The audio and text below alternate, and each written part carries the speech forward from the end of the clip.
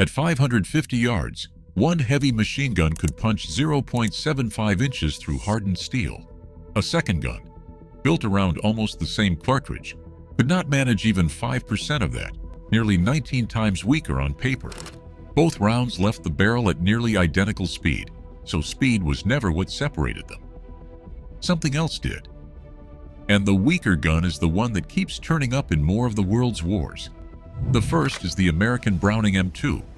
The second is the Soviet DShK, and the men who carried it gave it a nickname usually reserved for someone they loved, DShK, darling. This is not a story about which machine gun wins on a specification sheet. It is a story about why the weaker one is still the one soldiers reach for, 88 years after it was built to answer a threat that no longer exists. In 1929, the Red Army went looking for a heavy machine gun of its own, something to match what the Americans had already fielded in John Moses Browning's .50 caliber design. The job fell to Vasily Degtyaryov, a Tula-born engineer who had gone to work in the Tula arms plant at age 11, and by the late 1920s headed the Soviet Union's first dedicated firearms design bureau in the town of Kovrov. Degtyaryov already had one hit to his name.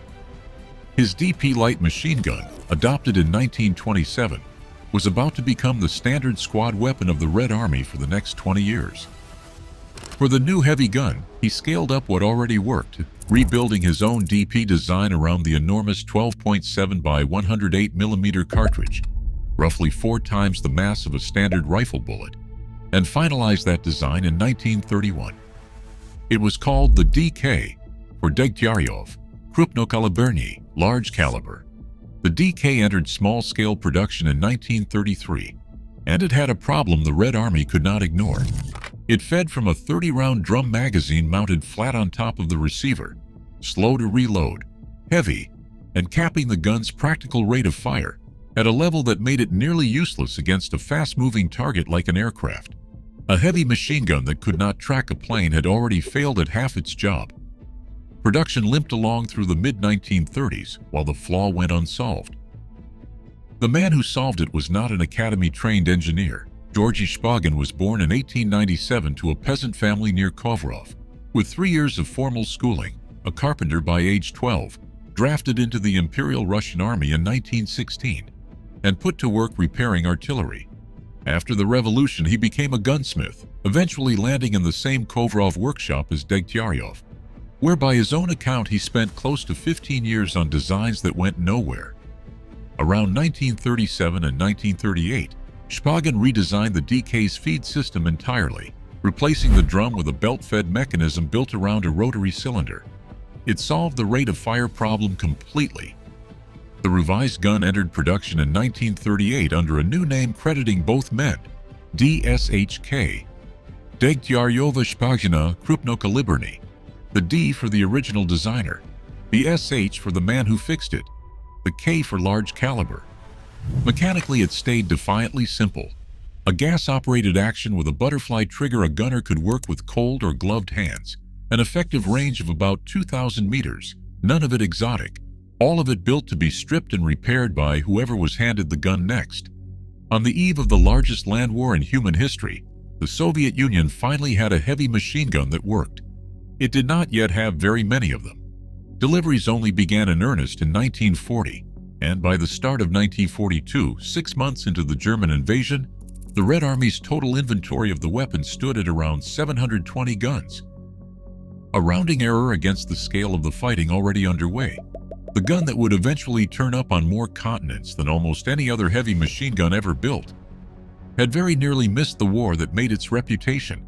In June 1941, Germany invaded the Soviet Union, and the small number of DShKs already in Red Army hands went straight into the largest combined arms war in history. Doctrine put the gun almost everywhere at once, riding on GAZAA trucks, IS-2 heavy tanks, ISU-152 self-propelled guns, and T-40 amphibious tanks, wherever a crew needed a way to answer aircraft. Gunners aimed it through a pair of ring sights nicknamed for their shape, the spiderweb sights. Nearly every Soviet tank built with a mount for a heavy machine gun right up until the 1960s, used the DShK for that mount as a matter of standard doctrine. In 1944, engineers swapped in a far cheaper muzzle brake, patterned after a Polish anti-tank rifle, purely to speed up wartime manufacturing. German forces who captured DShKs frequently remounted them on their own trucks for the same role. Proof of how straightforward the gun was to press into someone else's service without instructions.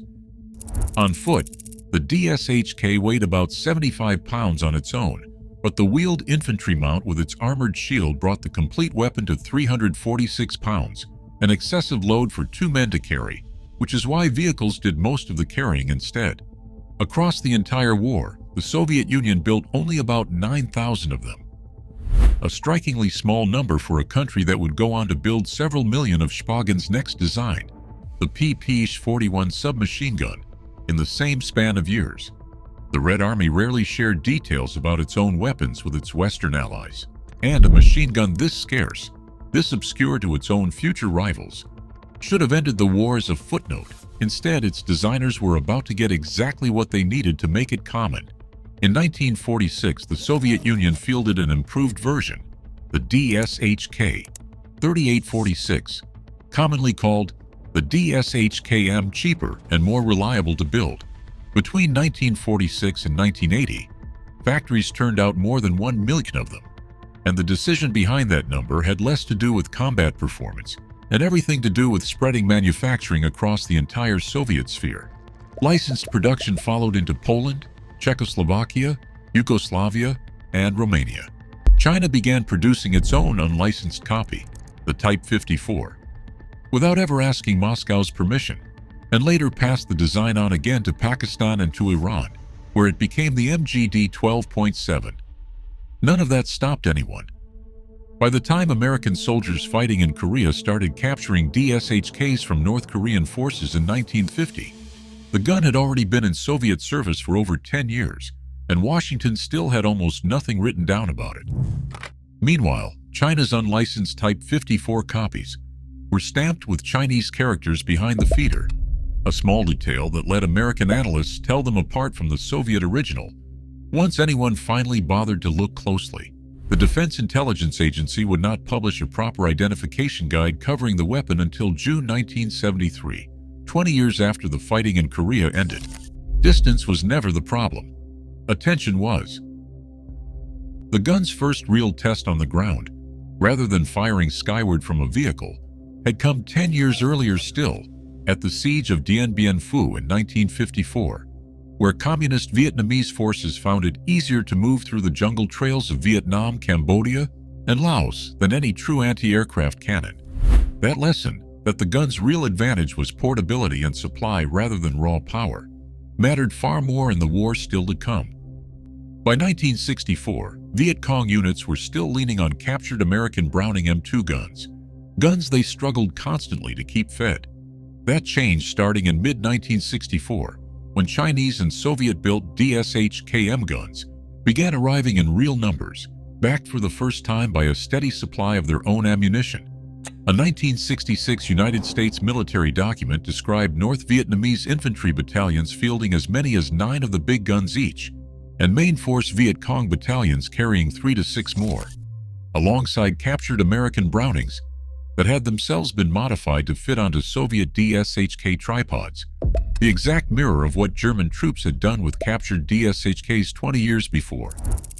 That same document clocked the gun's practical rate of fire in the field at around 125 rounds a minute, a fraction of its rated 600, the gap between a specification sheet and an actual crew under actual pressure.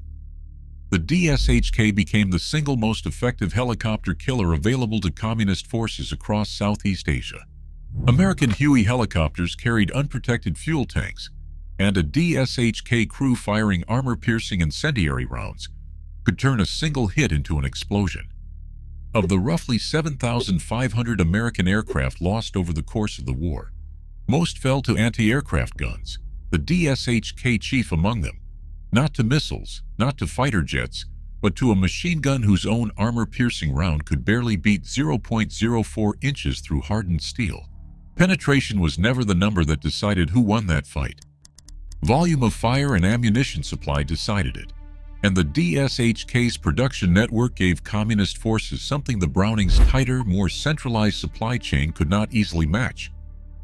Through the 1970s and beyond, the DShK found a second career, not in the motor pools of standing armies, but bolted to the flatbeds of ordinary pickup trucks, the default heavy weapon of the technical, the improvised gun truck that has armed nearly every irregular force of the last 50 years, rode into the Chadian-Libyan War, Angola's Civil War, Somalia's collapse into factional fighting, and Afghanistan, where it appears on both sides of the decade-long Soviet war that began in 1978, Soviet-backed government troops and the Mujahideen who fought them both fielding the same gun against each other.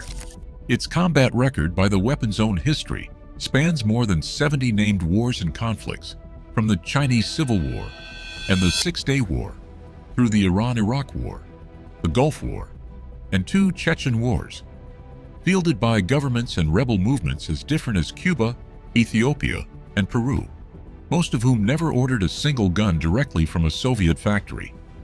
In 2012, during the Syrian Civil War, the Syrian government claimed to have destroyed 40 DShK-mounted technicals in a single engagement near Aleppo. In June 1988, during the Troubles, 2 DShKs smuggled into Northern Ireland from Libya and operated by the Provisional IR. Hit a British Army helicopter 15 times, forcing it into a crash landing in County Armagh. Meanwhile, back in the country that had built the thing, Soviet planners tried twice to retire it. The NSV machine gun entered service in 1971, purpose-built as a lighter, more modern successor. It did not replace the DShK. The Cord machine gun followed in 1998. It did not replace the DShK either. By then, the gun had already been built or copied under license in at least 8 different countries and had passed through the hands of guerrilla armies, breakaway militias, and internationally recognized governments alike. 2 purpose-built replacements, designed by the same country that built the original, and the old gun would not go away. The reason has almost nothing to do with how well any of these 3 weapons actually shoot. The real reason sits in a detail most retellings of this story skip entirely. Who was allowed to build the gun and where? When the Soviet Union licensed the DShK's production out to Poland, Czechoslovakia, Yugoslavia, and Romania, looked the other way as China copied it outright, and later watched Pakistan and Iran stand up their own production lines. It was not simply expanding output, it was duplicating the entire supply chain, tooling, ammunition standards, and spare parts across at least 8 sovereign production systems, several of which kept running long after Soviet factories themselves went quiet in 1980. Retiring the DShK would have meant convincing 8 separate governments, several no longer on speaking terms with Moscow, to simultaneously abandon a weapon their own factories already knew how to build for free. Nobody was ever going to coordinate that. The Browning M2, by contrast, stayed tied for most of its life to a single country's manufacturing base and export licensing regime. A soldier holding a Browning depended, one way or another, on Washington's willingness to keep supplying it. A soldier holding a DShK depended on nothing further away than whichever arsenal happened to still be standing. Whether that arsenal answered to Moscow, Warsaw, Beijing, Tehran, or nobody at all. Every attempted Soviet replacement still needed a functioning Russian or Soviet industrial base behind it. The DShK, by the 1970s, did not need one anymore. The guns, the tooling, and the ammunition standard were already sitting in arsenals from Eastern Europe to South Asia to Sub-Saharan Africa, built by people who had no reason to ask Moscow's permission to keep making or fixing them ever again. That is the real reason the nickname stuck.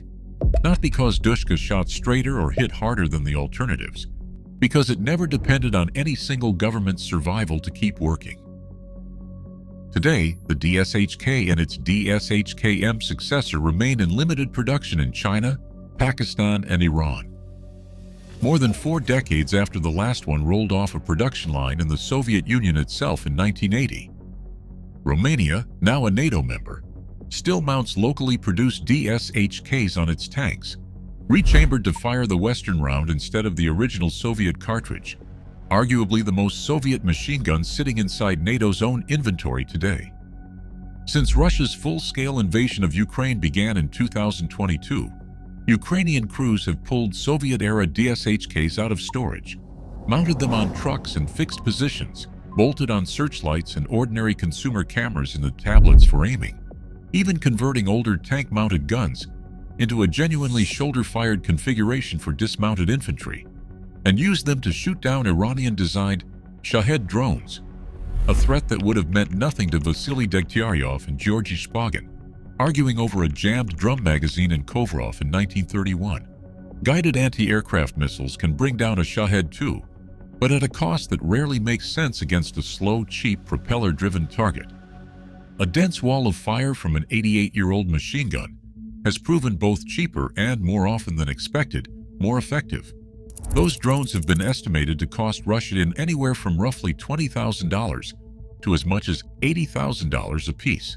A DShK, by comparison, has been priced in modern arms catalogs at around $2,000 to $250. A gun too weak to punch through real armor has become, purely on cost, one of the most efficient air defense tools on a modern battlefield, because the threat it now faces was never armor at all. A handful of original 1938 pattern guns sit behind glass today in the Imperial War Museums in London and the Artillery Museum in St. Petersburg, catalogued and still. Most of their siblings never made it to a museum. They kept working instead. The Browning M2 remains, inch for inch, the better gun, and it will likely still be the better gun on the day both of these weapons are finally retired for good.